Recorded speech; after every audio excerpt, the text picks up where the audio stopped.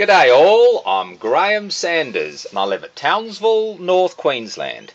That's where latitude 19 crosses the east coast of Australia. I'm doing a management series on a species Tetragonula sapiens here in Townsville. And we're up to part 7, the recovery if you like. Well, it's the 15th of April 2017. And as you can see there, the hive is open. It's very early morning at the moment here, and I've already had a look at this hive to see how it's going. Now, if you want to know what the actual state of the hive is, fast forward to say halfway through this video, and I'll give that. But I will first give a summary of what went wrong in this hive to cause all the dramas. Now, to do that, live on action, I'll open this hive. Now it's early morning, so the bees haven't been flying in and out yet, and I always open my beehives before sunrise, and I've already opened this once so I can give you a report, but I'll open it again just to show you, so hang on a second. We shall get here and do the necessary dirty deeds. Okay, that's there. Should open up relatively easy. There we go. And for those who can remember, this is the hive. And for those new to this video, the structure is an entry box at the bottom. Oh, hang on, I'll get round here. An entry tunnel here, entry box at the bottom, which is a pollen store. I put 2 honey supers on here, and then 3 brood chambers and a honey super on top. Where's that spatula? And for those new to this, what a honey super looks like is, we'll just crack him open, there we go. You can see it there. It's got a central hole in the middle, lots of little pots, and you can see already bees. And the central tunnel allows entry right through. They're all empty, that's one big empty chamber. 2 of these are together face to face to form a chamber, another little tunnel, and that's the entry. So that's the whole hive as it stands. Now I'll make sure I don't squishy any bees, and we'll go through it all. So that goes back onto here. And so what went wrong with this hive to cause it to get infected? Well, when I did the transfer from the Hocking's Eye hive that was in here, this chamber, they all separate into separate chambers. One of the great things about this design.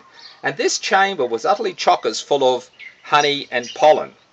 And undisturbed, unbroken, and I thought, oh, that'll be good. I'll do the transfer and I'll keep that intact. That's a food supply for the sapiens bees.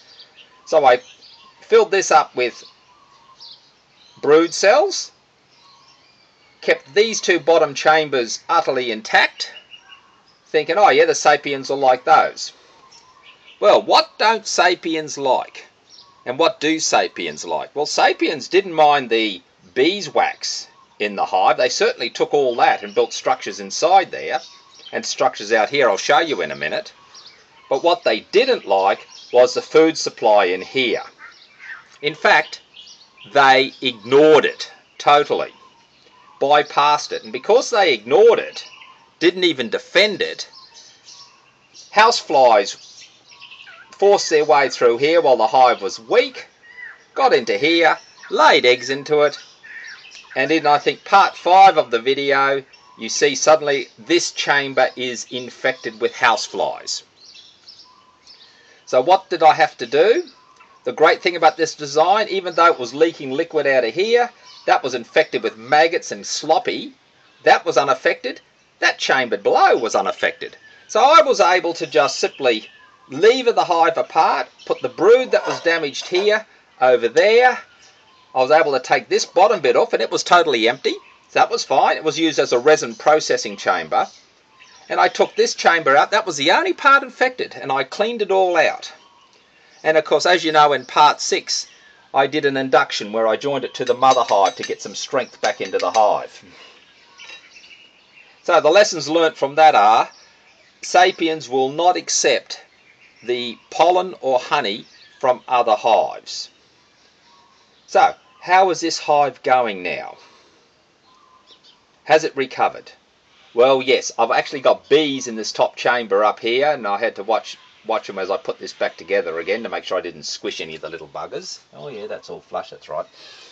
Okay, then hang on, I'll just push this back a bit. Yeah, that's about right. Hang on a second. This is the perfectionist in me that says get it exactly in position, otherwise the bees don't like it. And of course that's wrong, but cursed to be a perfectionist. Okay, so what's going on with this hive here? Has it recovered? I've had a look inside this hive, and yes, it is fully recovered. Let's look at the first sign it's recovered. They've done a lot of building work.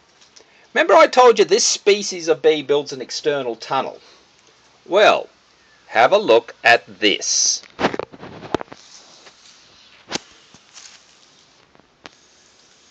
Now what you see there, you think that's just a wall coming down over the entrance.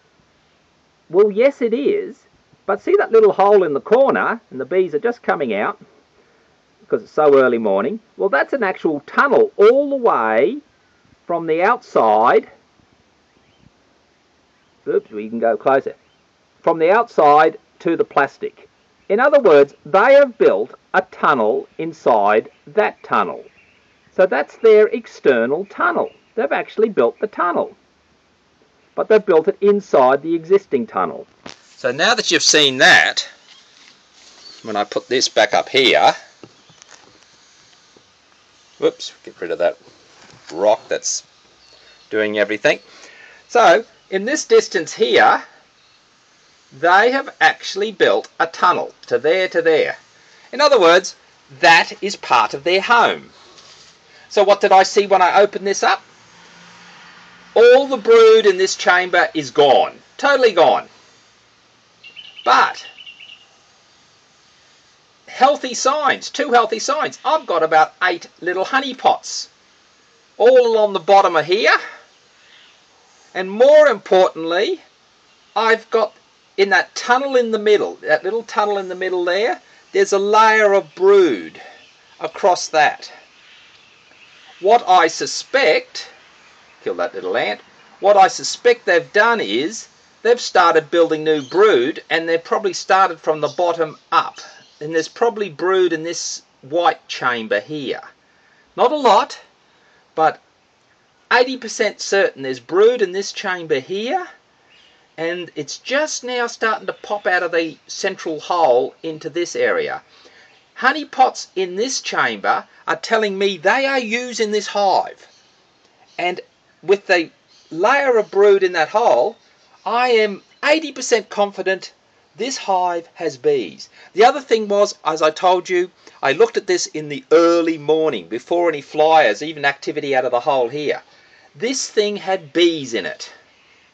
Now, if they're not using this chamber or don't like it, at night time they'll all go back into here, the mother hive. But they didn't.